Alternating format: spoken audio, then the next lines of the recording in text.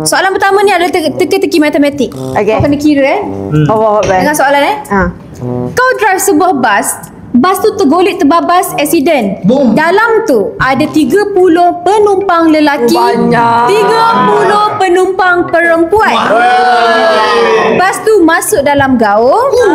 Lepas tu 5 orang terselamat, yang lain semua cedera parah.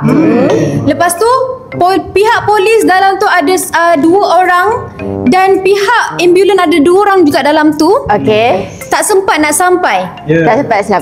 Okay, so soalan tak boleh diulang Okay, tak boleh ulang pula. Alright, so berapa umur driver bas tersebut?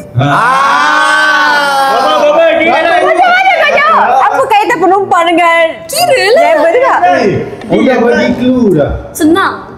30 lelaki, 30 perempuan. Lepas tu apa kaitan dengan polis, driver?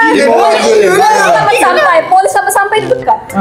Ingat tak dalam ambulan tu ada 2 orang staff dan juga dalam kereta polis ada 2 orang juga. So berapa umur driver bas tersebut? Kira.